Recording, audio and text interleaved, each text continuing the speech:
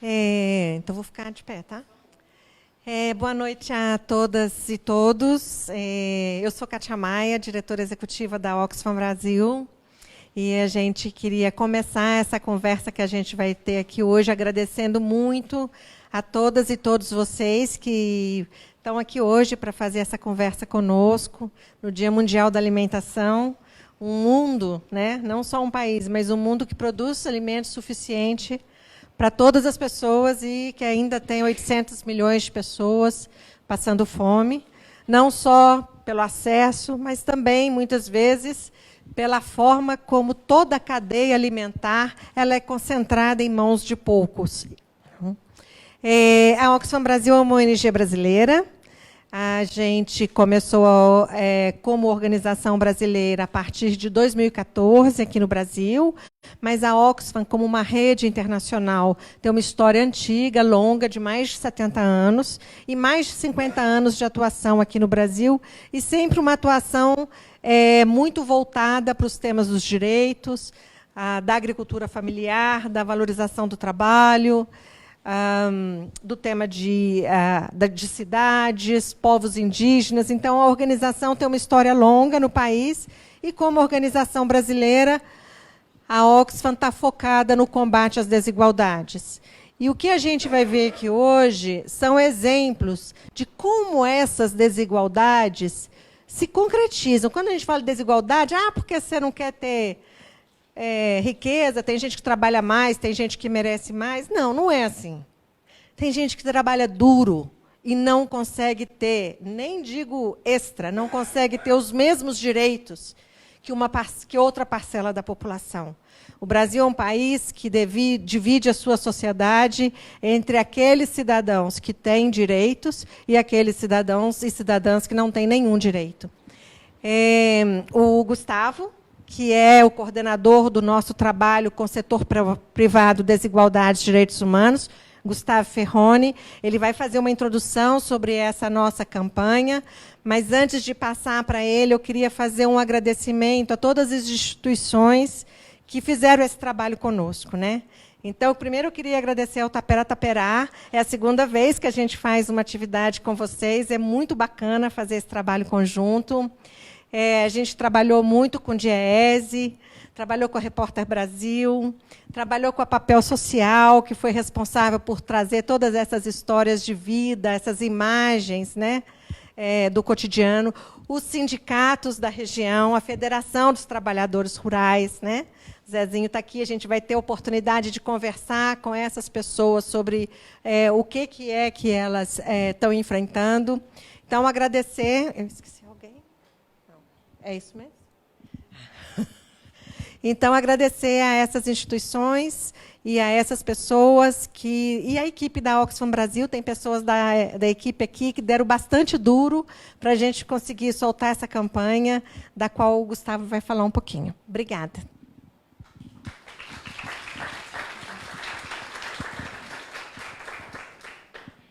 Boa noite a todas e todos. Deixa eu... Bom, não tem, está filmando ali. Mas eu queria falar um pouco sobre o nosso trabalho com o que a gente chama de setor privado, com as empresas, essa abordagem de direitos humanos e desigualdade. A Oxfam ela tende a olhar muito a realidade do campo, trabalhar com comunidades atingidas, com os trabalhadores rurais, com os agricultores familiares. Mas, quando a gente olha a realidade do campo, ela não acontece isolada só ali, entre um trabalhador rural e aquele fazendeiro ou empresa que o emprega, né? Aquela situação ela é influenciada por toda uma cadeia de fornecimento, né, que inclui vários outros atores. E a gente costuma trabalhar olhando essa cadeia como um todo esse sistema, e identificar quem tem poder para influenciar aquela situação. Ano passado, a gente soltou um estudo global da Oxfam que chamava Hora de Mudar. E esse estudo demonstrava como o papel dos supermercados aumentou muito nos últimos 20 anos dentro das cadeias de alimentos, principalmente de alimentos frescos. E como no mundo, nas principais cadeias de alimentos frescos, hoje os supermercados são aqueles que ficam com a maior parte do valor gerado, cerca de 30%. Então, quando a gente olha uma grande empresa do agronegócio brasileiro, que pode ter muitos problemas, muitas vezes. Pode ser, por exemplo, a Cutrale, que é a maior produtora de laranja do mundo, de suco de laranja, ou a Agrícola Famosa, que é a maior produtora de melão. Nem essas empresas estão ficando com a maior parte do valor gerado pelo melão. Quem está ficando com a maior parte do valor gerado são as empresas da ponta. E, no caso dessas cadeias, os supermercados, principalmente da Europa e dos Estados Unidos. Então, a partir desse estudo e dessa reflexão, a gente falou, a gente precisa olhar para esse setor dos supermercados. E qual que é a responsabilidade deles para a situação de renda dos trabalhadores rurais que estão nessas cadeias de frutas. É daí que a gente passou daquele estudo para esse que a gente está fazendo agora. Como a Kátia falou, a gente queria olhar também, claro, as violações de direitos humanos e como é que está a situação de trabalho dessas pessoas que estão ali produzindo essas frutas, mas a gente queria olhar também como é que estava a situação de renda, e não só do salário nominal que é pago, mas quais são as condições e as estruturas que levam essas pessoas a não necessariamente ter uma renda suficiente para viver com dignidade. Né? O diabo está nos detalhes, né? Tem esse ditado. E é um pouco isso que a gente constatou. Então, a gente vai conversar com uma empresa da fruticultura e eles vão falar para a gente, olha, todos os meus funcionários são todos formalizados. E o que a gente viu é que isso é verdade, mas uma grande maioria desses funcionários, muitas vezes, eles são safristas e trabalham muito pouco por ano. 45 dias num ano só, 1 mês e meio, 2 meses, 3 meses. Então, são trabalhadores que são formalizados por um período muito curto. E no resto do ano tem muito poucas oportunidades e ficam esperando ser chamados por essa empresa novamente. Pessoas que a gente conversou que estão há 7 anos nessa situação, trabalhando 1 mês, 2 meses para a mesma empresa cada ano e ficam sem oportunidades depois, numa posição muito vulnerável. Chamou muita atenção para a gente também o medo dos trabalhadores em conversar e falar dos problemas que os afligem. Né? E a gente atribuiu isso a essa condição de vulnerabilidade extrema, de dependência dessas empresas da fruticultura e de uma condição de contratação que não traz nenhuma estabilidade e nenhuma capacidade de planejar o futuro. Se eu tenho que esperar para o próximo ano para saber se eu vou trabalhar 1 mês, 45 dias ou 2 meses, e essa é a maior renda que eu vou tirar no ano todo, a única que vai ser formalizada, né, a minha condição frente a essa empresa, a esse produtor, ela está muito frágil, é uma assimetria de poder muito grande. E isso dentro de um contexto maior, onde as empresas da ponta, que vendem essas frutas para a gente, não falam sobre esses temas, não tem transparência nessas cadeias produtivas para dizer quem são seus fornecedores e o que é cobrado deles. E são as empresas que se apropriam da maior parte do valor gerado, um valor que é muito gerado por esses trabalhadores que estão ali dedicados a essa situação. Então, a gente lançou esse estudo, Fruta Doces Vidas Amargas. Ao mesmo tempo, a Oxfam, no mundo, lançou outros estudos também sobre cadeias de supermercados, sobre a batata doce nos Estados Unidos, com situações muito similares, sobre plantação de chá na Índia, com situações similares também. E aqui no Brasil, a gente está focando nos 3 maiores supermercados do país, que é o Carrefour, o Pão de Açúcar e o Grupo Big, que era o antigo Walmart Brasil, que foi vendido e está no processo de mudar seu nome agora. Esses 3 supermercados juntos, eles concentram praticamente 50% do setor supermercadista. São só 3 empresas. Elas são disparado as que têm maior número de lojas e disparado as que têm o maior faturamento. Né? O 4º e o 5º colocado não chegam nem próximos. E a gente não pode esquecer, são empresas muito grandes, equiparáveis a qualquer outro supermercado no mundo. Mas quando a gente analisou as políticas corporativas desses supermercados e o nível de transparência e informações que eles divulgam sobre as suas cadeias de fornecimento, a gente viu que eles estão num nível bem mais baixo do que outras empresas supermercadistas ou do setor de alimentos e bebidas. Então, a gente está focando a nossa cobrança exatamente nessas empresas que concentram o mercado, que têm um poder muito grande e que são onde nós, consumidores urbanos, aqui em sua maioria, vamos comprar as nossas frutas.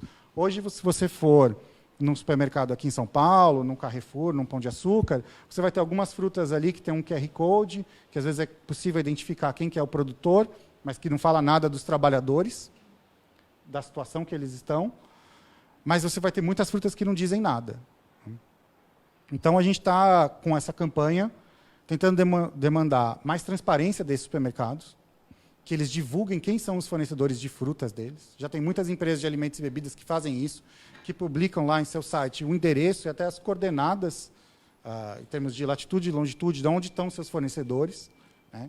É um nível de transparência que a gente considera adequado e o único possível para garantir que tenha algum controle social e alguma discussão com a sociedade. Quais são os agrotóxicos usados nessas frutas? Porque foi uma situação muito triste, desastrosa que a gente viu no campo, né? O uso de agrotóxico, a gente sabe como é que é no Brasil, mas o quanto isso afeta a vida dos trabalhadores e quanto eles se preocupam com isso. E o quanto isso está no dia a dia deles e no discurso deles. E a gente está pedindo para esses supermercados também se envolverem diretamente com os sindicatos que estão lá na ponta, quem está no dia a dia desses trabalhadores, e estabelecer um diálogo, um processo de diálogo com essas organizações, para entender suas realidades e demandas. Porque os supermercados dizem, eu faço minha auditoria, eu tenho uma certificação.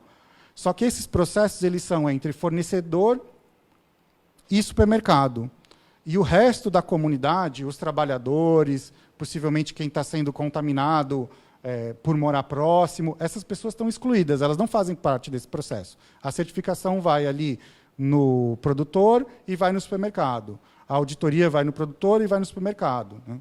E só quando escuta o trabalhador, escuta ali, no contexto, dentro da empresa. Então, o que a gente quer é que exista outras partes interessadas, principalmente os sindicatos, nesse diálogo. Então, a gente está com essa campanha, eu queria convidar todo mundo, a gente tem uma petição, www.oxfam.org.br/supermercados. A gente já escutou dessas empresas que eles se importam sim com quantas pessoas assinam a petição, né?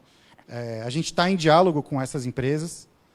E, enfim, eu queria convidar todos a assinar. Eu acho que é muito importante a se manifestar nas redes sociais. Hoje em dia as empresas elas estão aí, elas estão mais acessíveis e elas escutam. Então, quanto mais gente fala para essas empresas nas redes sociais, mais eles veem que esse assunto é de importância, que eles têm que prestar atenção. E agora eu queria convidar todo mundo a assistir um filme preparado pela Papel Social, em conjunto com a nossa equipe, que documentou um pouco a situação desses trabalhadores do Rio Grande do Norte e do polo de Petrolina e Juazeiro, ali na fronteira da Bahia com Pernambuco, o Vale do Rio São Francisco, que é uma região de forte produção de frutas. Então, e aí depois a gente vai fazer um debate aqui com os nossos convidados, o Zezinho, do Sindicato de Trabalhadores Assalariados Rurais de Juazeiro, com o Juscelino, que é da Federação de Trabalhadores e da Agricultura Familiar do Rio Grande do Norte, a FETAERN, o Marcel, da Papel Social, e a Patrícia, do Diese.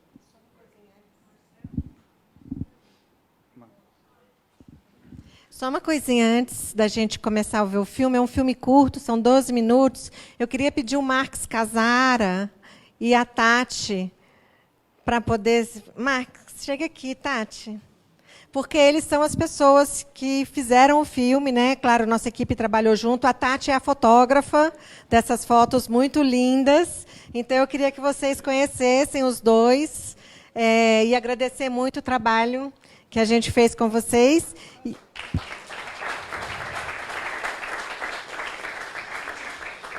E a última coisa que eu queria dizer antes do filme, que eu devia ter dito no início, mas eu sou assim, as coisas estão vindo aos poucos na minha cabeça ultimamente.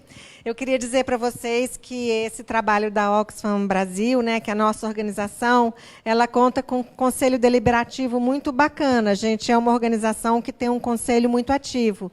E esse conselho ele é liderado pelo Oded Grajev, que está aqui hoje.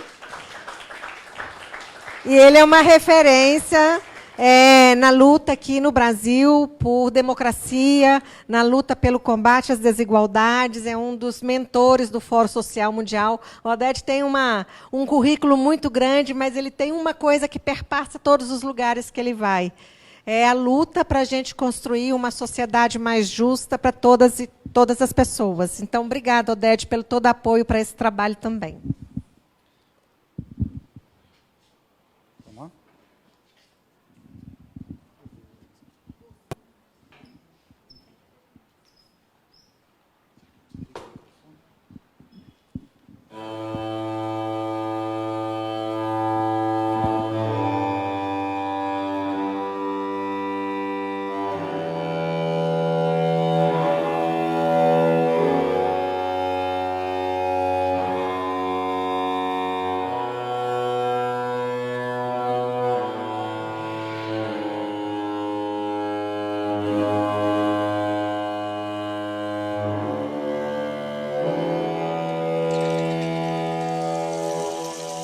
É difícil você se manter calmo na vida que a gente leva hoje.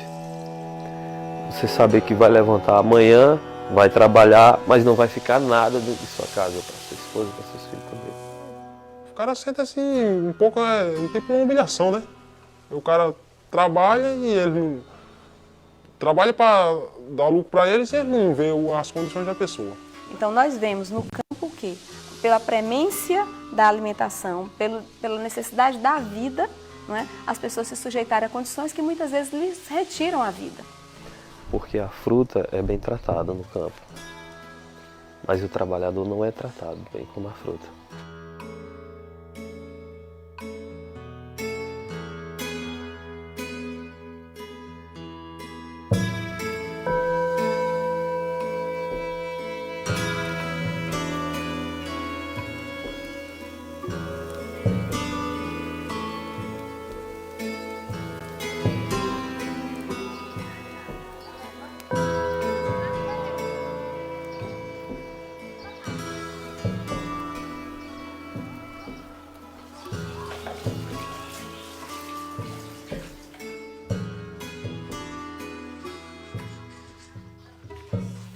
Todo pai de família sabe que um salário não dá para... Só dá para comer. Porque... E mal. Ainda dá para comer e mal. Porque quando chega o final do mês, a gente não tem dinheiro nenhum para repor aquilo que está faltando. A gente tem um lema de falar assim, o trabalhador rural, ele só come 15 dias. Porque o salário você recebe e você faz suas compras, só dura 15 dias. Falta rebocar a minha casa toda, falta 2 portas, uma janela. E se eu pegar o meu salário e comprar a porta, eu não vou ter condições de comprar minha comida.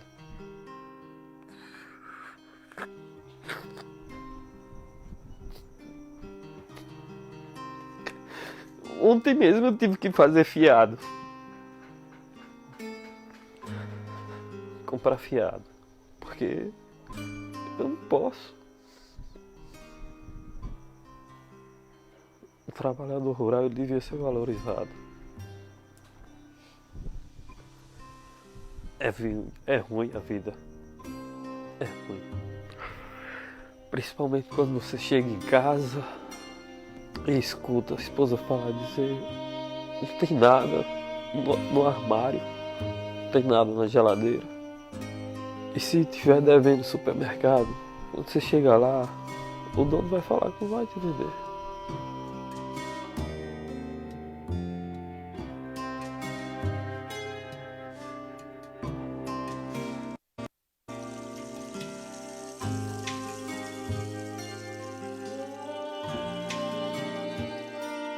Por que a gente está fazendo essa entrevista sem mostrar quem você é? Porque eu acredito que se a gente for divulgado, a gente não é mais contratada. A gente trabalha período da safra, então a gente não é mais contratada. E o que você vai ganhando é pouco, você não pode fazer tudo quando você quer. Bom não é não, mas como ela paga um salário mínimo, né? Diga assim que é bom, mas não tem outra opção, tem família, né? E você sabe, hoje um salário mínimo é quase nada. Aí fiquei, trabalhei era 45 dias, mas meu contrato foi até só 20 dias. O que eu acho que é complicado nesse processo são as condições de trabalho, né? E também as condições de salário. A gente tem exemplos por aí de empresas que, por mais que esteja lá na convenção, que tem que ter água potável, que tem que ter banheiro para o cara, pelo menos, fazer necessidade básica. Tem delas que nem a necessidade básica tem, quanto mais aqueles que aplicam agrotóxico para ter um banheiro justo para poder trocar a roupa, para lavar a roupa.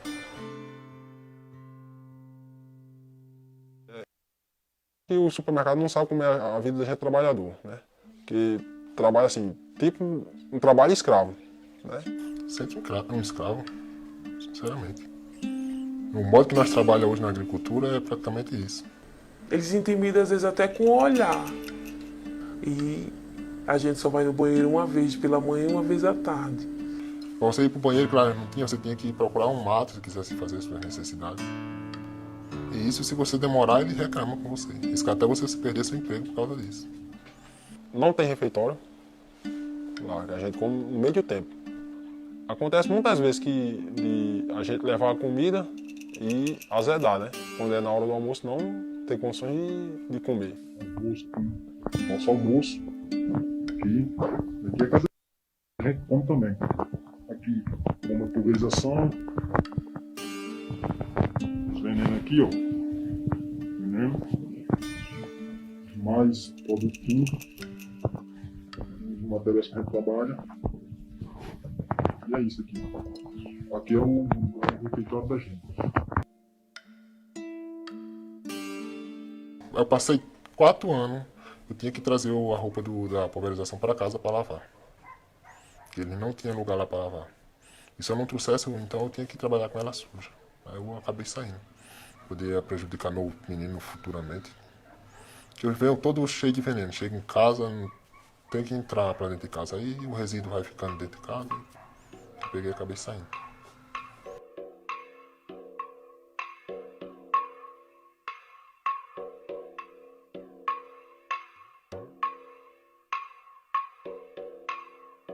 Você botou ele agora, quando começa a trabalhar ele não molha.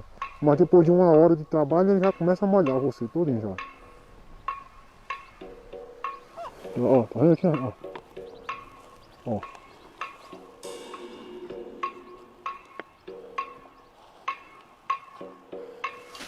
Ó. Vai molhando? Vai molhando e molha todinho. Você fica ensopado. Que como você trabalha contra o vento, aí o vento dá e respinga o veneno em você. Aí, ó, o veneno vai batendo e vai molhando. Ó.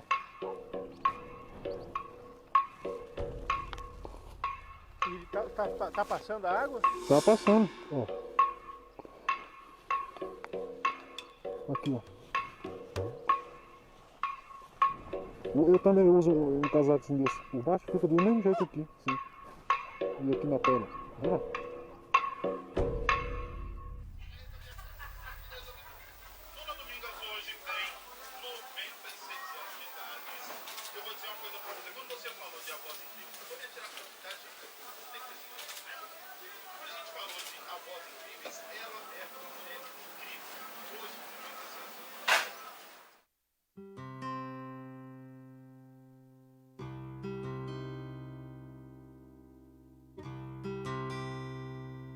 Peguei essa dermatite por causa do produto que eu usava na fazenda.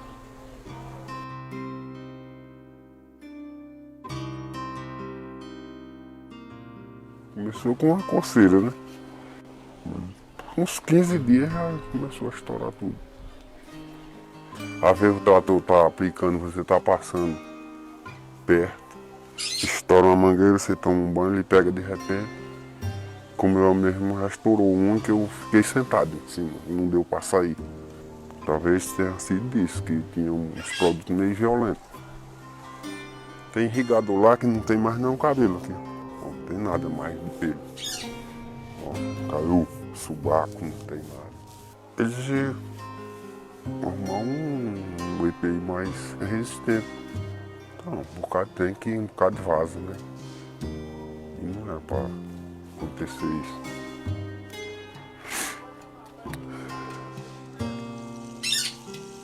Não pensar muita coisa não.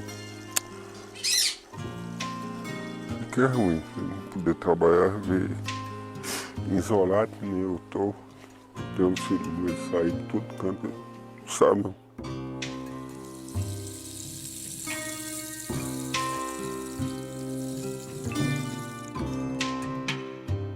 Eu acho, como também nunca vi nenhum dono de supermercado lá. Porque o supermercado, o gerente, o dono, não sei, ele está preocupado com lá o supermercado, com a fruta chegar lá. Então, ele não sabe como é que essa fruta vai chegar lá.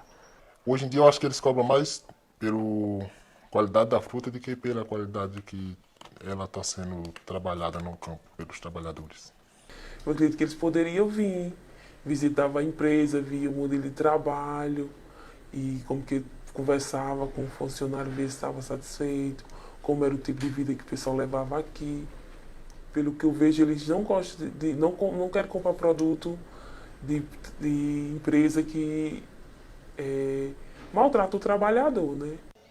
Aí, como é que uma empresa que exporta fruta para fora do país não tem condições de dar uma melhoria para o trabalhador? Não tem uma explicação para isso, né? Aqui a gente já viveu experiências na fruticultura, o comprador de fora, do comprador europeu, que ele rapidamente visitava uma fazenda que ele era cliente e ele transformava, às vezes, num período curtíssimo aquelas condições. A palavra era muito simples. Ou faz a mudança ou não se compra mais daqui.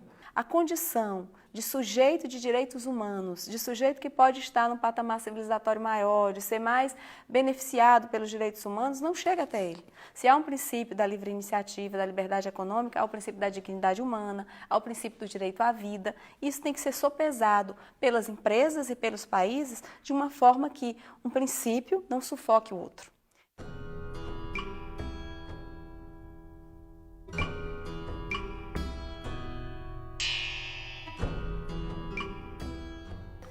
Meu sonho é ver ela bonita, meus filhos ter uma cama decente para dormir. Não, quando eu era mais novo não era isso que eu sonhava para mim, que ninguém, eu acho que vai ter um sonho desse de trabalhar nessas condições, né? Eles sonham em receber um salário melhor, eles sonham em ter uma casa, eles sonham em ter uma vida digna. Mas, por todo esse Brasil, se você procurar chegar na casa de um trabalhador rural, o que você vai encontrar são essas mesmas palavras.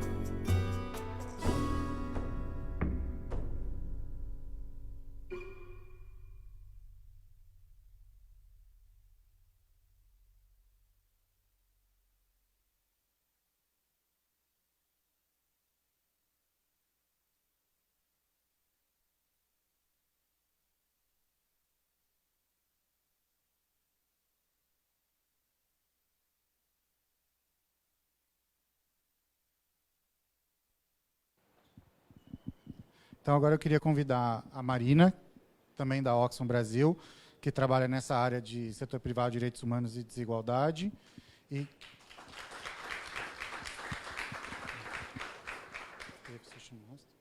esse leva daqui.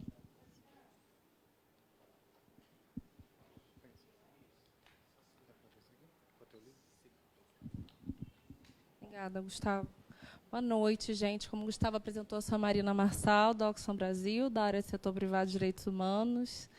Para mim é um prazer enorme, como a Kátia falou, estar aqui vendo tantos rostos conhecidos que participaram de várias fases, né, dessa campanha.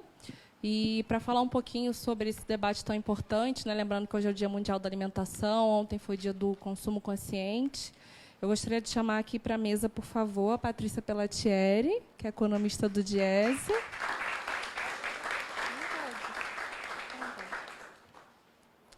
O José Manuel dos Santos, nosso querido Zezinho, presidente do Sindicato dos Trabalhadores Rurais de Juazeiro.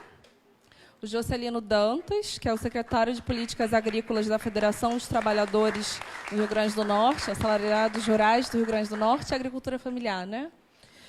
E o Marcel Gomes, que é secretário executivo do Repórter Brasil, por favor.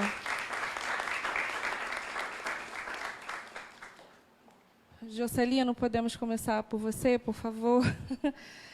Lembrando, né, Jocelino, que não era para a gente estar vivendo uma situação tão grave como a gente viu aqui no vídeo. O Brasil hoje é o terceiro maior produtor de frutas, né, no mundo.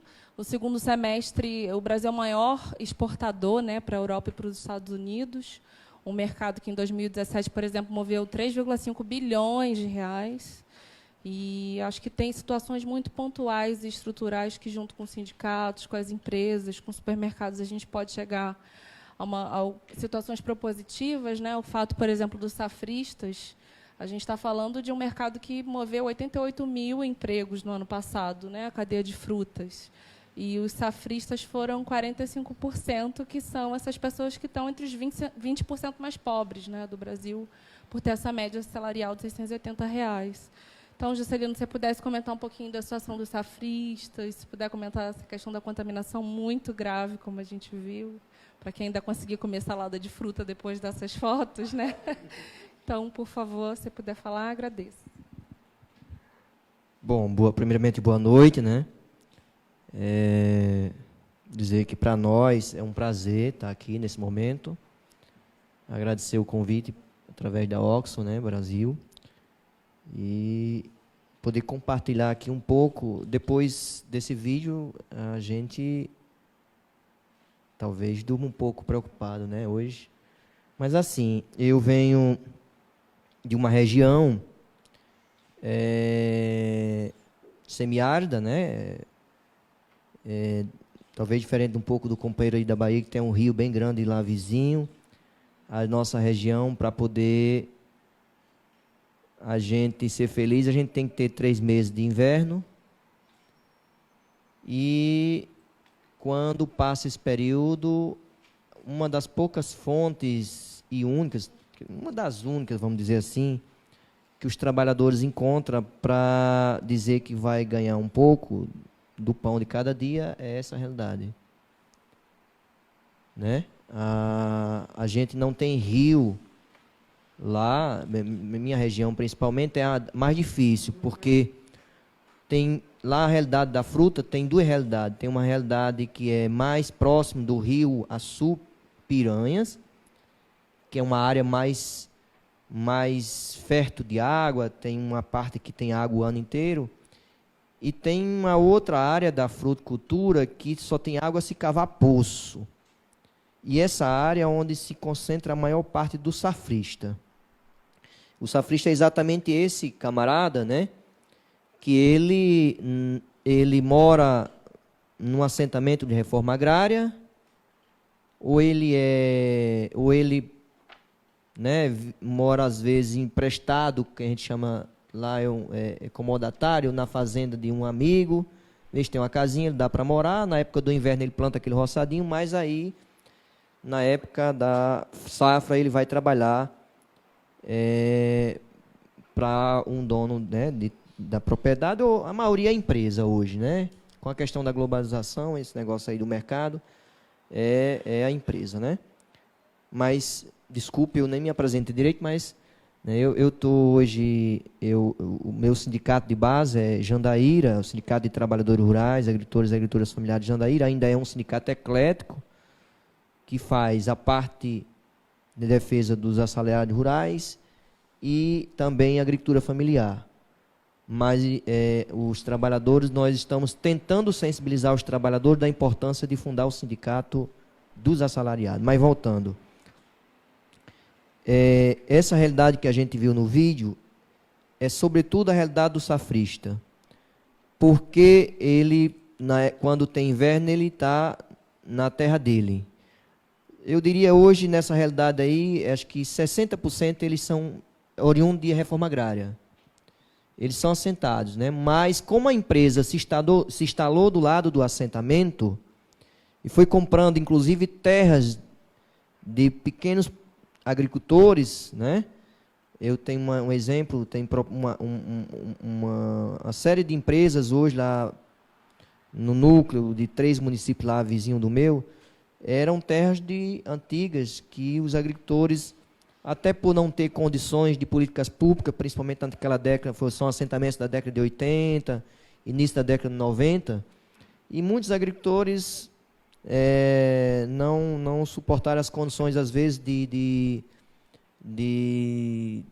falta de acesso de políticas públicas, e acabaram se desfazendo dessas terras para grandes empresas, que foram chegando e vão cavando os poços, que lá não tem água, como eu falei, não tem água de rio, é um poço profundo, e e aí os trabalhadores vão trabalhar na época da safra nessas empresas que têm essas condições que vocês viram. E nós estamos agora, por sinal, no período de negociação da convenção coletiva, ou seja, é o acordo que a gente faz entre as empresas e os sindicatos. E já é essa realidade. Isso é real, gente. No meu município, mais outro vizinho, a gente está fazendo reuniões para tentar convencer os trabalhadores a organizar o sindicato de assalariado. A gente está fazendo escondido. Porque se tirar uma foto e o trabalhador aparecer na foto, ele é demitido. Eu estou dizendo, mas ainda há esse tipo de coisa? Eu não estou aqui inventando. Por que há? Porque a gente sabe que a demanda, o nível de desempregado muito grande hoje, né? O que acontece? Como é a pouca oportunidade, que nem a gente viu na entrevista, que tem no município, é a fruticultura.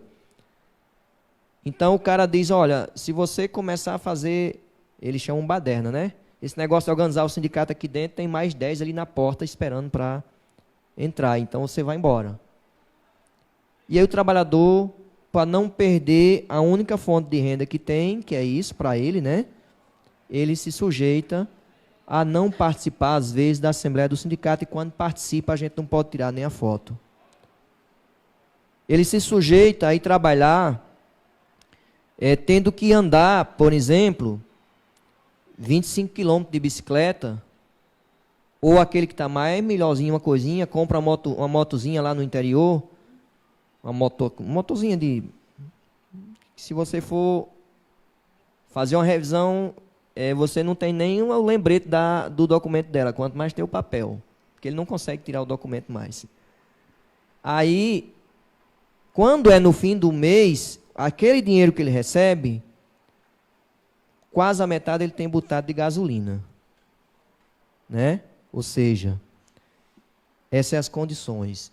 Chega lá, como vocês viram, não tem empresa que não tem nem banheiro para ele fazer necessidade. E, gente, o pior de tudo, que a gente se indigna, é que as maiores empresas é as que mais pressiona no momento da gente fazer a negociação trabalhista, a convenção coletiva, para botar a questão dos direitos para baixo. Né? Nós estamos negociando agora, como eu ia dizendo, e a gente fez a primeira reunião e ficamos de fechar o texto acordando tudo. Quando eles mandaram a proposta deles, a gente descobriu que não era aquilo que a gente tinha combinado na reunião. E o que é que tinha lá? Proposta de terceirização, porque já é ruim. A maioria dos nossos salários, a gente negocia, é um pouquinho de nada acima do salário mínimo, que não dá para nada. Para vocês terem uma ideia, agora a proposta foi de R$22 acima do salário base, que é o salário mínimo, mais R$12. E a partir de janeiro ficar um gatilho de R$12. Então isso para nós é quase nada, mas é o que é possível se negociar. Por quê? Porque como a gente tem o medo dos trabalhadores, até mesmo de participar das assembleias, a gente acaba tendo um processo de mobilização fraco, né? A gente não consegue, por exemplo, nem sequer pensar numa paralisação, quanto mais numa greve. Porque se o cabo aparecer, perde o emprego, imagine se ele parar. Imagine se ele fazer greve. Então, na fruticultura, a realidade não é, por exemplo, que nem nas categorias urbanas. A gente não tem esse sonho de mobilizar para fazer greve, porque não temos condição de expor os trabalhadores a forçar. Eles não vão. E não é porque eles não queiram, é porque eles têm medo. Porque, como a gente viu no vídeo, é a única fonte de renda. É pouco, ruim, não dá para nada, mas é o que ele tem. Eu sou de um assentamento que fica a 24 quilômetros da sede da maior empresa exportadora de melão desse país, a Agrícola Famosa. e não tem transporte para os trabalhadores. É dessa empresa que eu estou falando, que para poder o trabalhador ir trabalhar, ele tem que ir de moto ou de bicicleta. Porque nós temos uma reivindicação histórica do direito ao transporte e nunca a gente conseguiu garantir o transporte na convenção coletiva. E é a principal empresa que pressiona a gente para colocar a negociação para baixo. Né? Eu não estou falando que não seja um setor importante do nosso país, mas essa é a realidade que a gente vive. E o discurso que muitas vezes aparece hoje na realidade da televisão, né, que eles aparecem, é que é um setor que mais gera emprego no país. Mas será que nós estamos preparados para saber realmente que tipo de emprego é esse? E aí a gente fica se perguntando, né? Como é, eu até fiz uma participação no vídeo, como é que o mercado europeu, por exemplo, lá a gente nos cursos, nas palestras, a gente escuta dizer que a primeira coisa que... Vixe Maria, a dirigência sindical é difícil, né? Cumprir tempo. Como é que... Mas só para encerrar, eu queria encerrar a comparação. Por exemplo, na Europa diz que a principal coisa que o consumidor europeu exige quando vai comprar um produto que é exportado é para saber se quem trabalha naquele setor tem boa relação social, né? Se participa do sindicato, se a empresa dialoga com o sindicato, isso tudo. Então, diz que primeira coisa é como se for a convenção coletiva, o acordo coletivo com o sindicato, como se fosse o passaporte para o mercado lá, né? Diz que é assim. Aí eu fico me perguntando, será que o consumidor desses grandes mercados gostaria de conhecer essa realidade aqui nossa? E essa rede de supermercado também que tem aqui no nosso país, será que eles não têm uma responsabilidade social também com essas condições de trabalho que a gente vive? Como é que a gente consegue, enquanto consumidor, sensibilizar essas grandes redes de supermercados como Carrefour e outros? Essas, sim, são algumas perguntas que nós gostaríamos de deixar para a reflexão da gente nessa noite e poder refletir o que a gente pode fazer daqui para frente. Né? Seria um grande sonho para nós. E aí, assim, para encerrar de vez, eu prometo, tem uma outra coisa que eu sou muito indignado. Essas empresas, quando chegam próximo das nossas comunidades da agricultura familiar, elas mudam o cenário totalmente do que era aquele meio ali. Porque a agricultura familiar tem uma parte que também usa veneno, mas a maioria não usa. A maioria produz de forma agroecológica, sem veneno. As comunidades passam por enormes dificuldades sociais de infraestrutura. Muitas vezes não tem um sistema de abastecimento bom, não tem um saneamento básico. E aí eu me pergunto, qual é o papel dessas empresas que lucram milhões e milhões com a força de trabalho que a gente viu aqui, com essas comunidades que também estão ao redor delas? Será que a gente não podia também cobrar desse povo para eles dividir um pouquinho, a gente só quer um pouquinho do lucro deles, com essas famílias que são afetadas, e ainda por cima, a nossa terra, que a gente gostaria muitas vezes que está ao lado para comprar, para distribuir terra para quem não tem terra ainda, ela vai para o mercado de imobiliário, elas começam a valorizar, preço, como é que a gente chama? Especulação imobiliária, esse nome bonito que a gente não sabe chamar no sertão não, sabe? Aí, bom, são essa preocupação que eu gostaria de deixar assim para encerrar, e aí ficar à disposição se alguém quiser fazer alguma pergunta.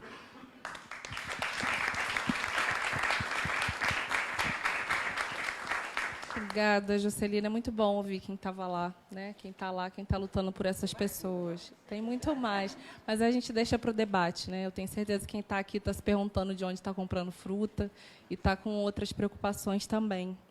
Patrícia, queria pedir para você falar um pouquinho do estudo dessa parte de salário digno, né? O salário decente, ou de bem-estar, como a recomendação da OIT coloca, né? Enfim, porque a gente sabe, como o Juscelino colocou, que a cadeia de frutas ela não tem violações tão visíveis como outras que está configurado o trabalho infantil, o trabalho escravo, mas são situações de tamanho e dignidade quanto, como a gente pode ver no vídeo, e é um piso que está acima do salário mínimo, né? A gente está falando de R$ 1.041, mas, ainda assim, deixa essas pessoas nessa situação de pobreza, de estar entre os 20% mais pobres, como já mencionado aqui em relação aos safristas. Se você puder comentar um pouquinho disso, Patrícia. Obrigada.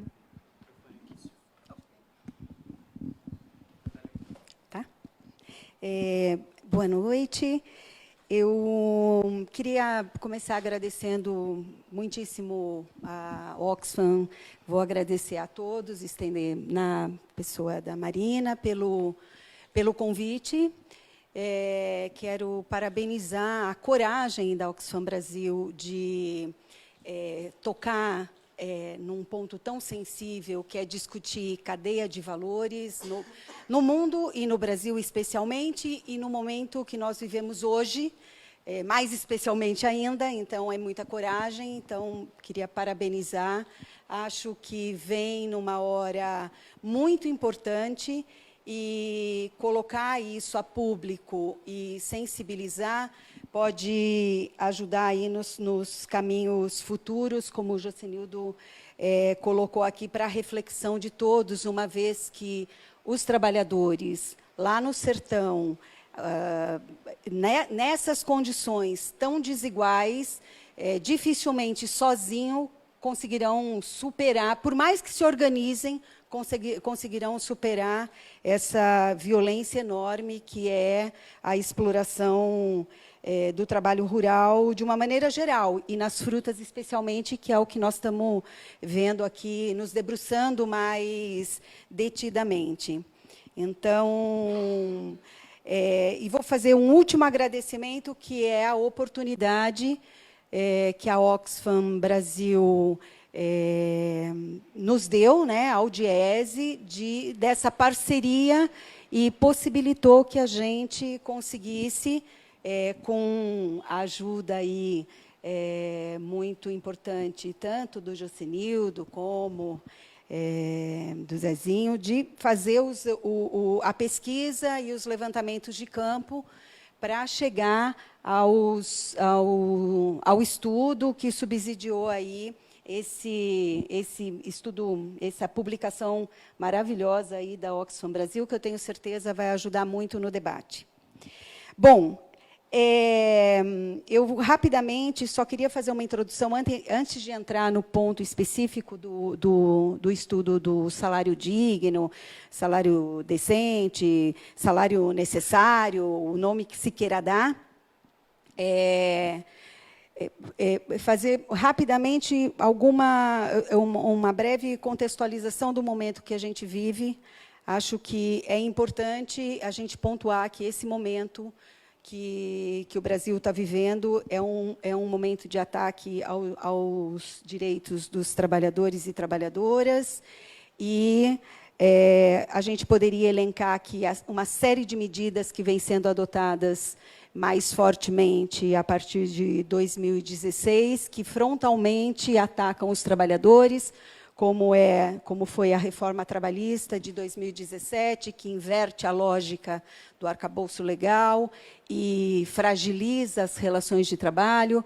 Ao invés de proteger o elo mais fraco da relação capital-trabalho, faz ao contrário, né? Protege as empresas e desprotege o trabalhador, fragiliza as organizações sindicais e a justiça do trabalho, ou seja, é um momento bastante difícil para a organização dos trabalhadores e para a classe trabalhadora de uma maneira geral. Nós temos aí, batendo as portas, a reforma da Previdência, que, ao contrário do que se aprovada, mesmo da forma como está, pós as modificações que foram feitas, ela vai fragilizar ainda mais o mercado de trabalho brasileiro, vai excluir milhões de trabalhadores, os trabalhadores rurais também serão afetados, embora a medida esta reforma não trate disso, mas a medida provisória que virou lei já faz isso. Então, coloca os trabalhadores rurais, principalmente os que trabalham com os agrotóxicos, numa situação bastante penosa e de desproteção ao longo da vida. E, enfim, eu poderia aqui citar diversas outras medidas, a liberação dos agrotóxicos, o ataque ao meio ambiente, enfim, e por aí vai, a ciência e tecnologia, a educação, poderia citar diversas medidas que estão sendo adotadas, que vão na contramão daquilo que esse estudo propõe e que a sensatez para um desenvolvimento sustentável nos coloca. Dito isso, eu quero dizer que, estando a classe trabalhadora tão atacada e tão empobrecida, que é isso que nós vivemos nos últimos anos, são milhões de desempregados, 13 milhões de desempregados, 28 milhões de subocupados, a nossa renda média está abaixo do que era 2014, o empobrecimento geral da população, mas tem uma parte dessa classe trabalhadora que ainda é mais penalizada, que nem chegou a atingir as condições mínimas de trabalho e de remuneração, e que, nesse contexto que nós vivemos hoje, fica ainda mais fragilizada, né? Então, é nesse cenário que os trabalhadores da cadeia de frutas, os trabalhadores rurais, eles se inserem. Nós tivemos, então, a oportunidade de fazer uma pesquisa de custo de vida, tanto em Jandaíra como em Juazeiro e Petrolina, para, de fato, chegarmos o mais perto possível do que seria um salário digno para um trabalhador. Destas regiões, para não dizer, faz com a cesta básica lá faz com a cesta de São Paulo, não serve lá para o sertão. Faz com da capital, também não serve para o sertão. Muito bem, nós fomos a campo para fazer justamente essa pesquisa, e vejam, o que nós estamos falando de salário mínimo necessário, digno, é, de fato, aquilo que dá as condições de sobrevivência de um indivíduo, de um trabalhador e de sua família. As condições mínimas.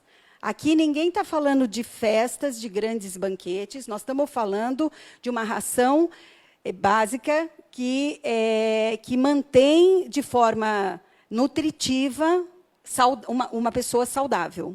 Tá certo? É disso que se trata, de moradia, das condições mínimas que são garantidas na nossa Constituição,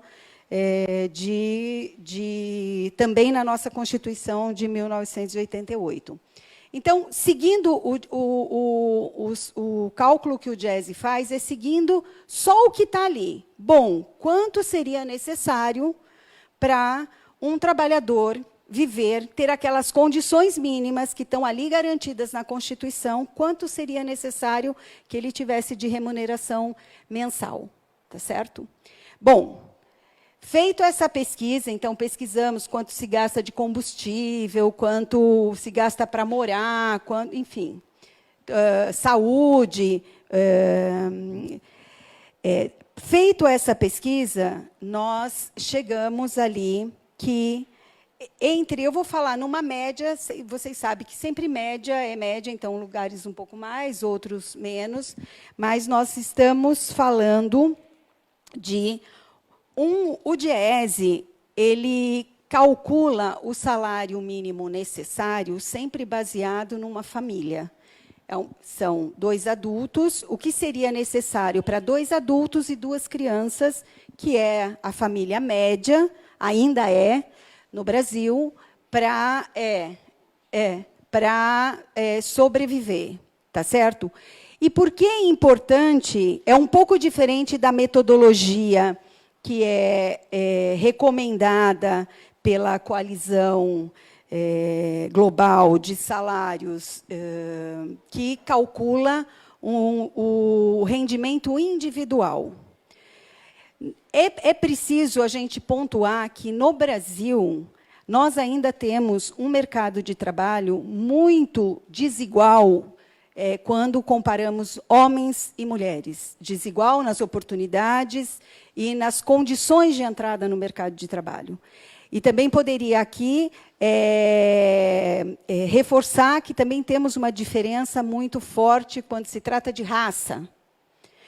Bom, quando você calcula o salário individual, que nós também fizemos aqui, nós vamos falar um pouco, você tem que ter em conta que, para aquela família sobreviver, os dois adultos deveriam estar trabalhando os 12 meses no ano. É disso que nós estamos falando, porque nós estamos falando do mínimo. Então, nós estamos falando de um salário individual que varia aí entre perto de R$ 1.700 até R$ 1.900, se a gente falar de Jandaíra, Petrolina e Juazeiro, que deveria ser recebido pelos trabalhadores ao longo de 12 meses. Muito bem. Nós vimos aqui que a convenção, o Jacenilton falou que a convenção coletiva define o salário de R$ 1.040, mais ou menos, pouco mais que o salário mínimo. Já está abaixo do que seria necessário para um. Ao olhar, e vocês vão ver no... Isso. Olhar o estudo aqui, vocês vão ver que a inserção do homem e da mulher é muito diferente. As mulheres trabalham menos meses ainda do que os homens. E nós vimos aqui também no vídeo, né? Então, metade desses trabalhadores, em torno da metade desses trabalhadores, trabalham no máximo 6 meses. Em média, 50% trabalham 6 meses. Mas tem aqueles que trabalham só 3. Aí você coloca, ele recebe... a média também, a economista adora a média, né, Jacinto? Diferente da vida real, mas a média de salários, de remuneração dos trabalhadores rurais dessas regiões que nós estamos tratando, de frutas, é em torno de R$ 1.200, R$ 1.250, tá certo? O que significa dizer que, se ele teve um contrato só de 3 meses, tá certo? Ele tem uma renda média de R$ 300 mês. E nós estamos considerando aqui que tem casais onde o homem trabalha 6 meses e a mulher trabalha 45 dias, 1 mês, 20 dias. Né? Então, de uma renda necessária individual de... Vou falar da mais baixa, em torno de R$ 1.700, nós estamos falando aqui de um rendimento máximo para em torno da metade dos trabalhadores da fruta, de R$ 690 mês. Então, está muito aquém do que é necessário para a sobrevivência mínima. E isso a gente... eu não vou ficar dando um monte de números aqui, porque tem tudo isso no estudo. Eu sugiro que vocês... O relatório, além de estar com um conteúdo muito interessante, ele está muito fácil de ler, muito fácil de entender. Eu sugiro que vocês leiam todo ele, que vocês vão ter todos esses números e vão certamente ficar muito...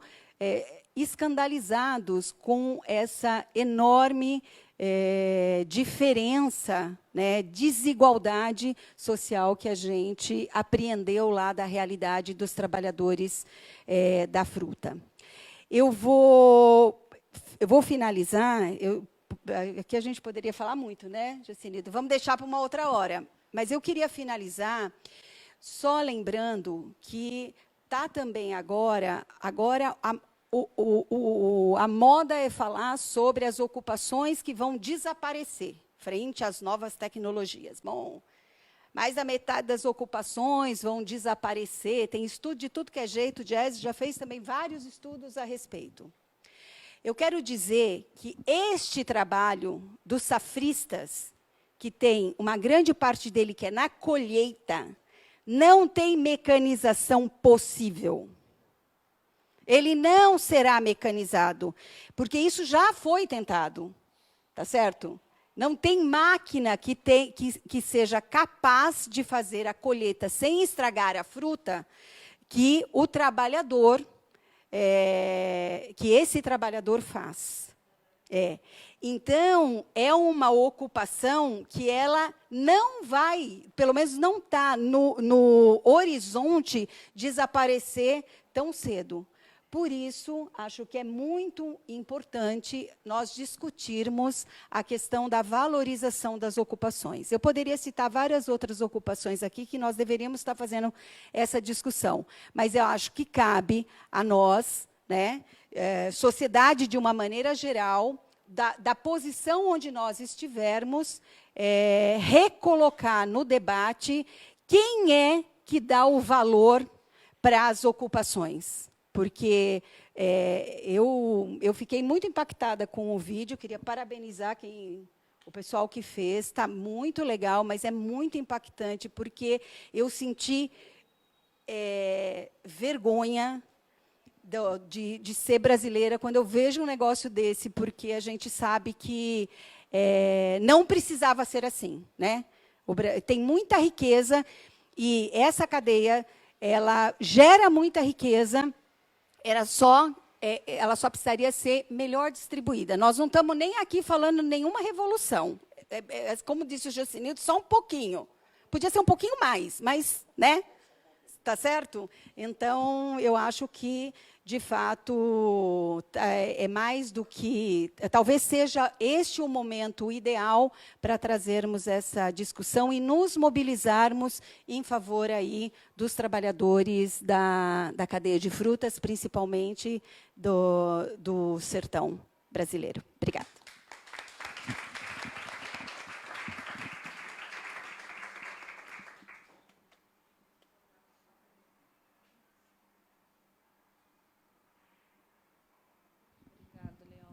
Obrigada, Patrícia. Acho que é muito isso que você falou, né? E a gente não tem tempo aqui para falar das ocupações, mas eu que tive a oportunidade de estar no campo, é tanta coisa para aprender. O Zezinho falou para a gente do raleio. Falei, o que é ralear a uva? É porque a uva, quando ela cresce naturalmente, as uvinhas são super pequenas, então precisa de alguém para manusear e separar cada uma para o cacho crescer e ficar com aquela forma bonita que a gente vê aqui, né? Então, muitas mulheres são chamadas para o raleio por nossa habilidade manual. E essa diferença também acontece pelo fato das mulheres estarem trabalhando menos tempo na safra, né, como o Robson e a Cícera. O Robson é um homem que vocês viram, né, falando da situação da família. Ele tem um emprego fixo em Curaçá. E a mulher não, né? Então, quando a gente fez o campo, ela estava desempregada e falou, acabei de ser desempregada ontem, estou esperando a nova safra. E aí, quando a gente lançou o relatório, eles mandaram uma selfie. Olha, ela voltou, a safra está aí, porque o Brasil é o maior produtor nesse segundo semestre. E ela está trabalhando porque essa fase de empacotamento. Então, os homens estão lá o ano inteiro no trator, o ano inteiro na colheita de manga, que é pesado, por exemplo.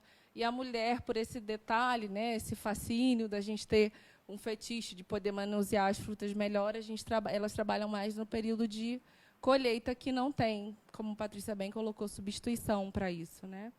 Então, deveria ser mais valorizado por isso também, né, Patrícia? Zezinho, queria que você falasse, diante disso, da importância da negociação coletiva nesse cenário, né? Vocês que, no Vale do São Francisco, têm uma convenção coletiva muito forte, que, inclusive, fala da questão dos safristas, que fala do período de trabalho das mulheres, né? Enfim, do período de trabalho dos safristas, enfim, do piso salarial, essa briga que vocês têm lá, que é muito importante para esses trabalhadores, num cenário político que a gente tem de desmonte e desvalorização das contribuições sindicais, por exemplo. Então, acho que o Joceliano colocou muito bem a realidade local em relação ao safrista. Se você pudesse comentar, ainda mais essa época do ano, da importância da convenção coletiva, seria ótimo. Obrigado, Marina. Boa noite a todos e todas. Quero agradecer em especial a Oxfam por estar nos presenteando com essa belíssima campanha. Eu não me canso em elogiar, porque realmente nós, os trabalhadores e as trabalhadoras, é quem estamos ganhando diretamente com essa campanha. E eu, da minha parte, o que eu estou podendo fazer, o máximo de esforço que eu estou podendo fazer para impulsionar isso, eu estou fazendo. e graças a Deus a gente já tem repercussões positivas lá na nossa realidade, na nossa região, que é em Juazeiro e no Vale do São Francisco, Bahia e Pernambuco, aquele polo ali do Vale do São Francisco, com essa campanha. Bom, eu me chamo José Manuel dos Santos, está aqui um pouco da minha qualificação. Eu cheguei ao movimento sindical através do papel do delegado sindical, empregado, assalariado rural, e escolhido para representar os trabalhadores em comissão junto ao sindicato e o empregador. Em seguida, eu me tornei diretor do sindicato, isso em 2008. Hoje, eu estou presidente do Sindicato dos Assalariados Rurais, que é essa realidade que o Juscelino colocou, a dissociação do sindicato eclético, onde representava agricultor familiar assalariado, e também, atualmente, estou presidente da secretária de Finanças da Federação dos Assalariados Rurais do Estado da Bahia. Está aqui. Bom, aqui é um pouco da minha trajetória. Eu falei, mas dá para vocês dar uma olhadinha. Então, a região lá do Vale do São Francisco, um pouco da localização. E aqui, a ideia é a gente apresentar um pouco para vocês. O vídeo até reproduziu um pouco do potencial que é a fruticultura no Vale do São Francisco. Mas vocês podem conferir esses números em termos de produção, de cultura, a quantidade de hectares aqui que a gente tem implantada de manga, de uva, um pouco aqui das exportações, que é o destaque aqui para o Vale do São Francisco, ou seja, 98% de uva, 68% de manga, né, são dados oficiais que podem ser acompanhados. Isso em dólar, a gente percebe o potencial econômico que e o ganho que esses empregadores têm com essas culturas. Aqui a ideia é apresentar um pouco desse potencial de geração de emprego lá no Vale do São Francisco. Os empregadores da região, eles passam para a sociedade uma geração de emprego em torno de 240 mil empregos, postos de emprego. Na nossa concepção, não alcançamos a isso, mas a gente estima mais de 100 mil empregos, né? Isso aumenta um pouco no período de safra. Mas observa aqui esse dado oficial do CAGED, isso sempre pegando como base dezembro, né, 26 mil contratos formais. E aí vem um pouco do perfil nosso lá, da nossa realidade. O nosso piso salarial hoje convencionado é 1.041, né? Nós temos a preponderância, como Marina falou, da mão de obra feminina e a sazonalidade do trabalho, que é essa questão do safrista, um negócio um pouco que meio instável, a garantia do emprego. Aqui, só para a gente ter um pouco dessa comprovação, nesse gráfico aqui a gente tem o número, as contratações e demissões. Então, em azul, vocês estão vendo aqui as demissões e o período. Isso aqui se refere ao ano 2018. Então, em janeiro, percebe-se ali um número 1.986 em Juazeiro. Então, esse boom aqui em setembro de 2018, ele representa essa sazonalidade que a gente fala. Mas chama muita atenção os desligamentos aqui em laranja. Isso em novembro, que é esse período que esse pessoal estão realmente se desligando desses postos de trabalho. Então, um pouco desse retrato. Aqui é mais um retrato que comprova essa questão da mão de obra feminina. Veja que, nesse processo de contratação e desligamento, a gente tem como separar um pouco aqui dessa questão da necessidade da mão de obra feminina versus um aproveitamento dessa mão de obra num período mais especial para a empresa e, digamos assim, um descartamento desse público em um período que não é de interesse para os empregadores. Observe que aqui em setembro, quando é o salto boom das contratações, a maioria é mão de obra feminina. Quando chega em dezembro, isso também se destaca bastante bruscamente com as demissões de mão de obra feminina. Então, falando um pouco aqui do nosso trabalho como entidade sindical, a gente tem a Convenção Coletiva de Trabalho lá da região. Importante destacar que é um movimento evoluído no sentido de diálogo com os empregadores da região, diferentemente do que foi colocado por Juscelino, a questão das perseguições, de não poder participar das assembleias. Então, nesse caso, a gente tem um processo evoluído, onde os trabalhadores participam das assembleias, têm liberdade para poder participar. Aliás, tem liberdade para poder participar. Aqui essa foto reproduz a realidade nossa em mesa de negociação. Nós temos hoje, participando da mesa de negociação, 10 sindicatos do Polo, e se reúne com os empregadores do Polo também, tanto da Bahia como do Pernambuco. Ou seja, que a gente conheça, é a única convenção coletiva que unifica 2 estados no país, no Vale do São Francisco. Então, vocês percebem que essa luta começou em 94, quando houve a primeira campanha salarial em Pernambuco. Ela, em 97, ela unifica, né? Ela unifica os 2 estados. Ela primeiramente começa do lado do Pernambuco, né? A nossa database é 1º de janeiro. E a gente destaca-se aqui algumas questões, os ganhos que a gente tem conseguido um pouco acima da inflação. Então, a gente tem conseguido sempre os ganhos salariais com aumento real, né? Destaca-se a regulação dos contratos, jornadas, condições de trabalho e algumas pautas específicas. Então, isso é o que a gente tem tentado garantir na Convenção Coletiva de Trabalho, mesmo diante da situação. Aqui, esse gráfico, ele mostra claramente para a gente um pouco dessa relação de categoria versus empresários, governo, conjuntura política, econômica do país. Então, observe aqui que, mais na frente, inclusive, a gente vai ver uma tabela que retrata bem claramente os ganhos, mas em 95 você percebe como que era próximo ali os reajustes, os ganhos reais, próximo do índice inflacionário, né? Então, ela vem, esse gráfico ele vem se evoluindo, e o destaque que a gente destaca aqui é a partir de 2012, mais especialmente 2013, 2014, começa-se a separar, digamos assim, os ganhos salariais real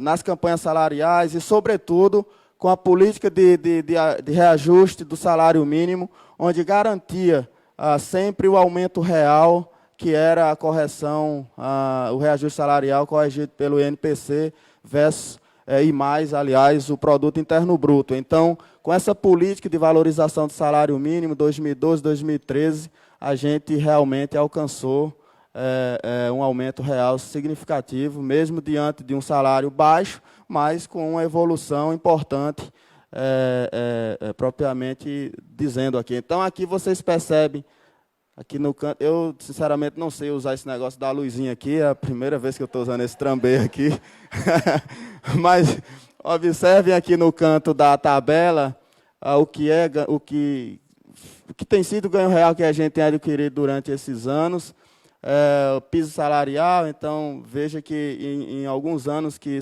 a gente não conseguiu ganho real, mas destaca-se aqui embaixo o salário que seria digno, calculado como o DIEESE, que eu quero parabenizar o DIEESE, agradecer ao DIEESE, que sempre tem sido nosso parceiro nessa luta lá, né? E a média, pegando aquela realidade dos safristas, a média salarial anual do Vale do São Francisco, né?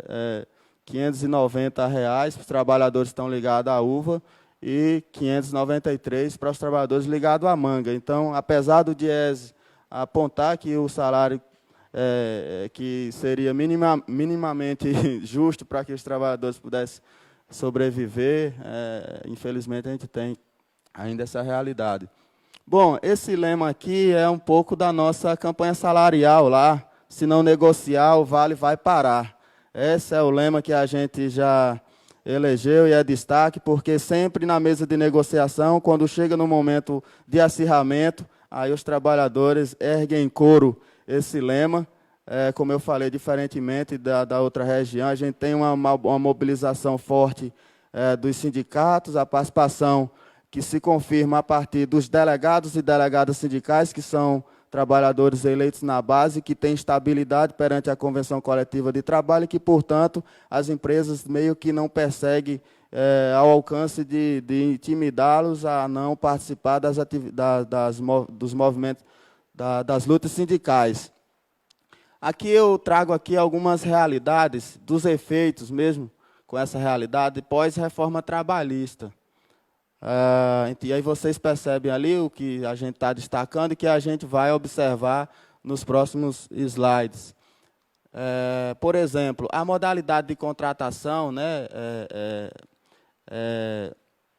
é um negócio que se destaca, é uma realidade que se destaca no Vale do São Francisco. Quando a gente observa aqui essa questão que diz respeito à modalidade de contratação, etc., não chega efetivamente no Vale do São Francisco com uma força maior, porque o regime de contrato no Vale do São Francisco já é um retrocesso, já é defasado, que é o modelo safrista. Então, veja que aqui, trabalho intermitente, e apenas 38, desde que a reforma trabalhista foi implantada. O trabalho por tempo parcial, apenas 11. O contrato de safra, 29 mil. Então, assim, para que mais trabalho intermitente? Para que mais? Então, não é necessário, né? Outros têm aqui, o total de demissões é drástico. Outro efeito bastante impactante foi a questão do acesso à justiça. Aqui você vê a realidade em Petrolina, dados do Tribunal Regional do Trabalho, que são o número de trabalhadores que ingressam processo na justiça. Olha só o último período aqui, a quantidade ou seja, a queda após a reforma trabalhista de 2016, 2017, nesses 3 anos, né, de 3.700 em Petrolina, cai para 1.800, né, ações ingressadas na justiça. Em Juazeiro, isso também segue na mesma linha. Então, é mais um efeito impactante aí pós-reforma trabalhista. Aqui é a mesa de negociação e a mobilização dos trabalhadores que participam efetivamente do processo de negociação coletiva com os empregadores. Então, aqui é nosso público, essas logomarcas são as entidades, federações, centrais sindicais, cada sindicato ali representado, os delegados e as delegadas sindicais, é uma grande plenária, e o patrão senta na mesa e discute os direitos, ouvindo vaias dos trabalhadores, está ruim, não é assim, vamos fazer greve. Então, tem todo um processo de mobilização importante. Mas outro efeito que impacta diretamente a gente é realmente essa ganância de banir com os direitos dos trabalhadores conquistados ao longo dos anos. Veja que nós estamos falando de 94, 97. Então, de lá para cá, um acúmulo de conquistas na convenção coletiva. E esse é o retrato da última negociação, da última campanha salarial, que construiu a convenção coletiva vigente agora. Observe a quantidade de cláusulas da convenção coletiva que foi proposta, exclusões pelos empregadores da região.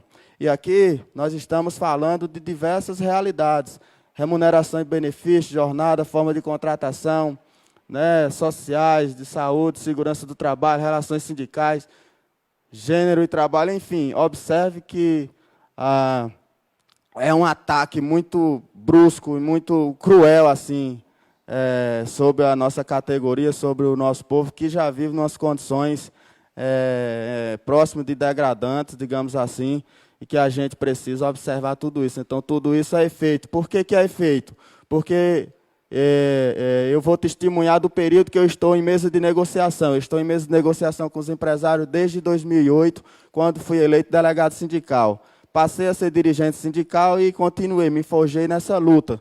E nunca tinha visto uma proposta tão radical, tão cruel como eu vi agora em 2018.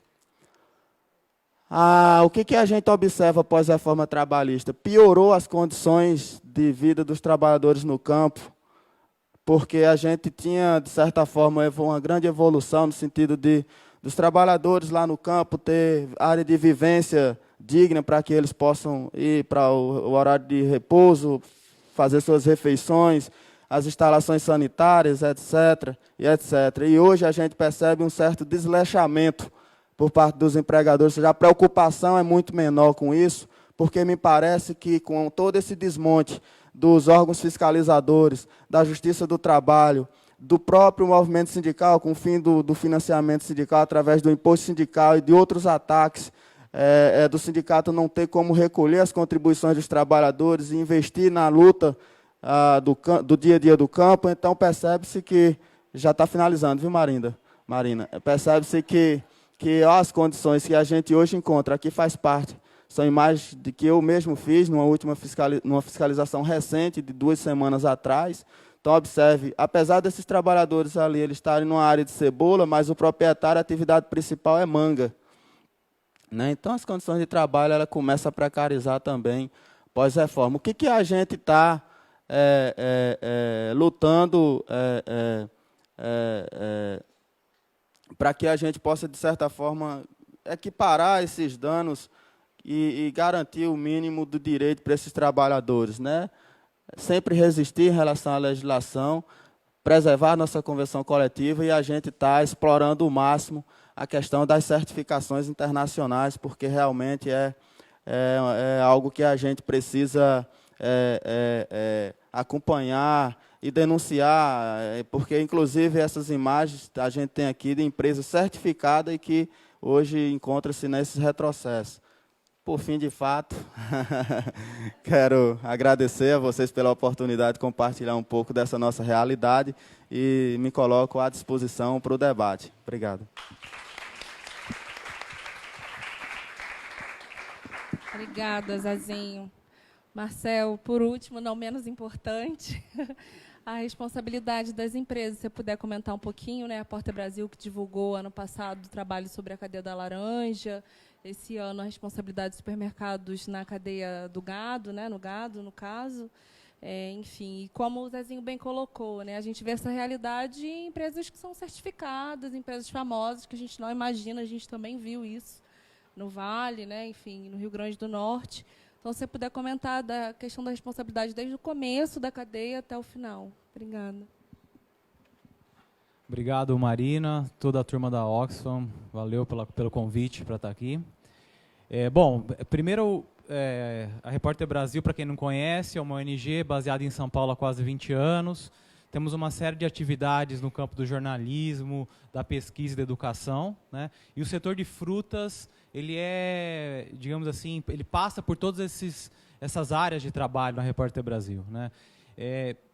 Eu acho que assim, um primeiro destaque que eu queria fazer, com o qual nós trabalhamos na Repórter Brasil, é o papel de denunciar, né, os retrocessos que estão acontecendo no país hoje, né, e mostrar como isso afeta vários setores da economia, inclusive o setor do trabalho rural, inclusive o setor de frutas, né.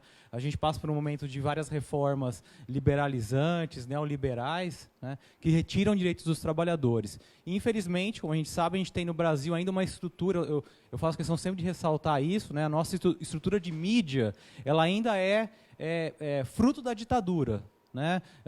As TVs, né, as concessões de rádio e TV, os jornais impressos, que ainda pautam bastante, apesar do enfraquecimento, ainda pautam bastante a agenda pública, eles foram organizados no período ditatorial e ainda são controlados por essas oligarquias midiáticas.